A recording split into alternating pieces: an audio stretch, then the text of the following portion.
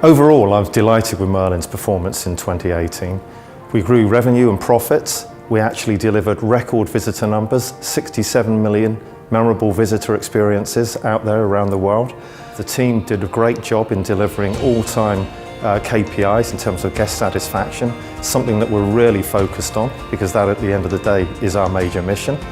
We see London, which is one of our biggest divisions, beginning to recover from the terrible terrorist attacks in 2017, recording growth by the second half of the year. Resort theme parks had an outstanding year with fantastic new product innovations like the Wicker Man, Peppa Pig World at Hyde Park and Gardaland. And Legoland had a quieter year, which we expected, but Legoland's got its year to come because we have plenty of great new rides and investments coming in for that operating group this year. On top of that, I have to say that I'm extremely proud of what the team did in terms of developing some fantastic new brands. In October last year, I visited our first Peppa Pig World of Play that had just opened in Shanghai.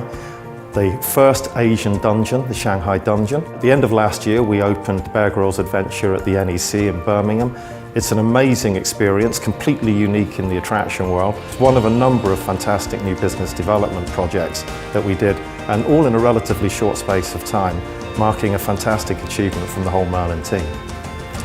One of the things that I think Merlin leads the whole world in at the moment is themed accommodation. I think we do it better than anybody else. In 2018, we surpassed ourselves. We opened 644 new rooms, which was a record for Merlin. They actually came in the form of 3 fabulous new Legoland themed hotels, one in Japan, one in Germany, and another one in Legoland, California. And the reason we're so keen on accommodation at all of our theme parks is our long-term mission is to turn them into short break resorts. That actually means people will come from further afield and stay longer, and we give them more things to do, not just the theme park, but second gates like water parks, sea life centres. And all of this basically has obviously very good commercial benefits for us, but crucially what we find is that customers that come and stay overnight on our sites have a much more rewarding and memorable visit, and that after all is what we're all about. I think it's quite important to talk about the cost environment.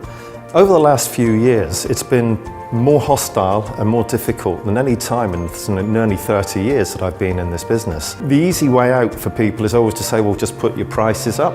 Well, our policy and our belief is we should never actually put our prices up unless we're giving our customers something in return. So the other way of coming at that is to try and make our business more efficient, to remove duplicated costs and inefficiency, and basically make the whole process of delivering memorable visits much more streamlined than it might be today. So the productivity agenda that we talk a lot about now is about using a lot of back office automation, new finance systems for example, to basically allow us to do functional things a lot more quickly, a lot more efficiently.